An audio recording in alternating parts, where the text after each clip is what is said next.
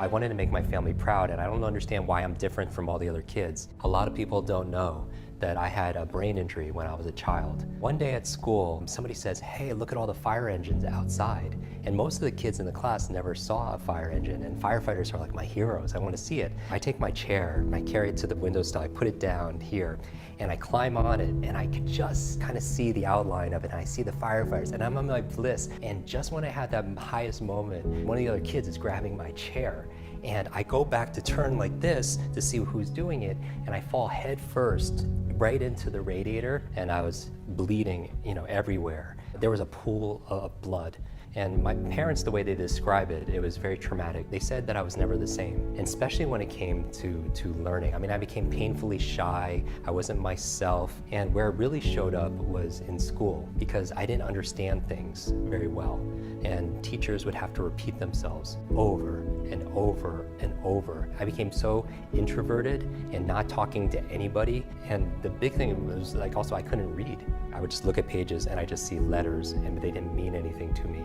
We would get in circles and the teacher would give a book out, and one by one you would have to read out loud to the other students. And my heart's beating out of my chest right now even thinking of it, because every time somebody finished, it would get closer, the book would get closer and closer and closer to me. And I would because I couldn't read. And then when the book got to me, I just didn't know what to do. And I would just stare at it and I would just start crying. The teacher would come and take the book and then pass it on to the next person. And I remember my teacher pointing to me, talking to another adult, saying, "That's the boy with the broken brain." And I always thought, it really pushed something deep inside of me, saying that I'm not enough. There's something that was wrong with me, that I wasn't like everybody else, that I couldn't be like them. And it took me actually an extra 3 years to learn how to read. I taught myself by reading comic books. When my parents thought I was sleeping, I would be under the covers with my flashlight every night looking at the pictures. My favorite comic books growing up were the X-Men. Not because they were the strongest or the fastest, it's just they didn't fit in because they were mutants, and they were bullied like I was bullied, and they were pushed aside and told that they weren't worth anything. It was a metaphor for me of what people were capable of and what humans are, their potential is. At night, when I was doing my nighttime reading, I found out the School of the Gifted, Professor X school for the superheroes, was in Westchester, New York. And that's where I grew up, in the suburbs of New York City. The next day, I got on my bicycle and I started riding around my neighborhood trying to find the school for the X-Men. And I did that consecutively every single weekend. That's what I did. It brought the words to life, and I learned what reading was for me. And so I remember, though, we had a parent-teacher conference where my parents came in. I had one chance to really succeed, and it was this book report. They were willing to make this my book report, to count it more because I was not doing well.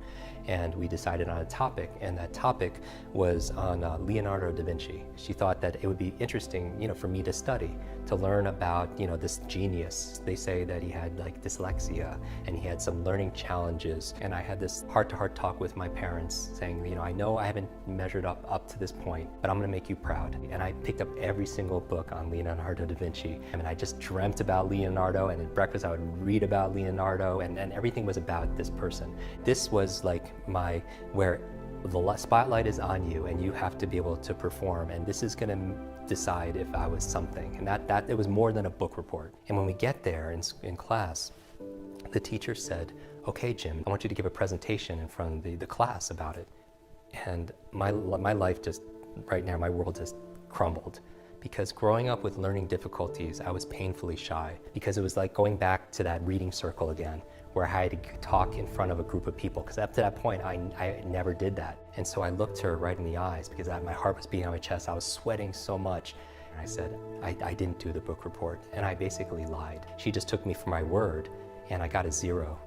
While I had in my backpack, bound, this book report, which signified all my dreams and my potential there. I remember to this day walking up, out of the classroom, and there was a trash can right there, and I threw the book report in there.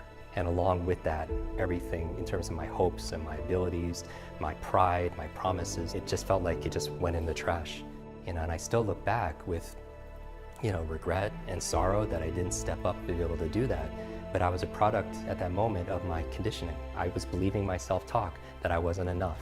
Your brain is the supercomputer, and your self-talk is the program it will run. So you have to be very mindful of your thoughts. And so when you grow up with these challenges and you're the boy with the broken brain, you suffer and struggle and you wonder why. At the age of 18, I wanted to run away. I didn't know how to tell my parents how I was going to quit school. And I remember at that time, my friend said, hey, why don't you come with me over the weekend? I'm gonna go visit my family, get some space, get some perspective. And I go to California, and I remember like it was yesterday, the father is walking me around his property and asked me a very innocent question, a question you would ask an 18-year-old kid, but it was the worst question on earth to ask me. How's school? I break down. And I just collapse and I just start crying to this complete stranger because I have all the pressure that I'm holding in. And I tell him my whole story about growing up with learning challenges and difficulties and my brain injury, and I'm going to disappoint my parents and be a bad role model to my younger brother and my younger sister. And he looked at me and he asked me a question. It's, Jim, why are you in school? What do you want to be? What do you want to do? What do you want to have? What do you want to share with the world? I didn't have any answers because I've never asked myself that question before. And he pulls out a journal out of his back pocket and he takes out a couple of sheets of paper, tears them out and hands them to me with a pen, and he makes me write down my answers. And he looks at me and he says, Jim, you are this close to everything on that list. And he spreads his index fingers about a foot apart. And I'm thinking, there's no way. Give me 10 lifetimes, I'm not going to crack that list. And he takes his index fingers and he puts them to the side of my head. And between that, obviously is my brain, meaning that's the bridge to everything that I need in life. That's the key to unlock this, to unlock my dream life. And so fast forward, I'm back at school and I'm sitting at my desk and I have a pile of books that I have to read for school and a pile of books that I committed to that I want to read. So what do? I don't eat, I don't sleep, I don't work out, I don't do anything. I don't spend time with friends. I just live in the library. After a while, I end up passing out one night in the library. I fall down a flight of stairs again. I hit my head again, and I wake up in the hospital 2 days later, and I have wasted away. I'm down to 117 pounds. I thought I died. I mean, it was the darkest time in my life because I felt like, what's my value on this planet? But when I woke up in that hospital bed, another part of me woke up saying there has to be a way of fixing this. And as soon as I had that thought, the universe responded. The nurse came in with a mug of tea, and on that mug of tea was a picture of a genius, Albert Einstein, and it had a quote, "The same level of thinking that's created your problem will not solve your problem." And it made me ask another question again. What's my problem? And I said, my problem is I have a very slow brain. I'm a very slow learner. Maybe I could learn how to learn faster. And I was like, okay, where do I go to learn? And I thought, oh, school. And I started looking through all the classes and I started reading every single one. And I realized all these classes are on what to learn, but there were 0 classes on how to learn. How does my brain work so I could work my brain? How does my memory work so I could work my memory? And I made that my study. And that was my aha moment. A light switch just went on and I started to understand things for the very first time. I started to have better focus. I started to read faster and I wasn't getting distracted all of a sudden. I mean, I started to make friends. I started to be more confident and being more happy and having more joy and enjoying myself. And I remember when I had that epiphany, I couldn't help but help other people, because why did I have to suffer and struggle, go through all this difficulty when I could have been taught these easy to learn techniques about how my mind worked, how memory worked?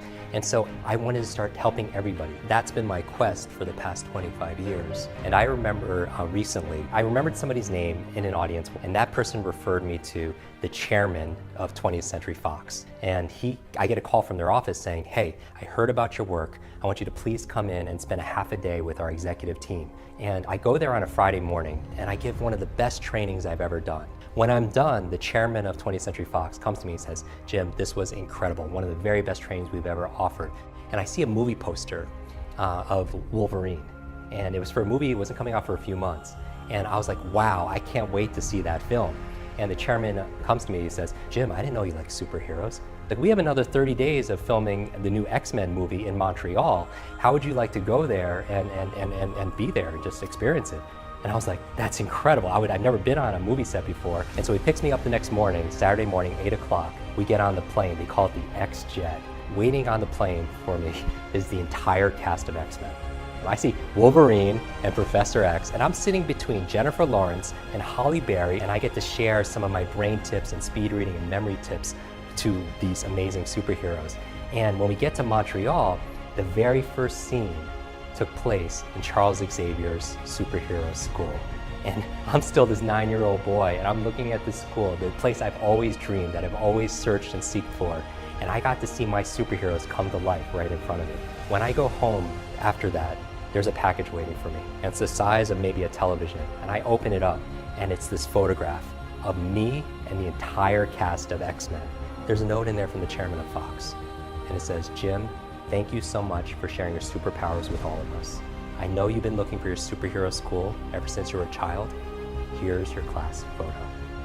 What I've learned is this: a lot of people say, "Oh, I'm not that smart," or "How smart am I?" or "How smart are my kids?" They're asking the wrong question.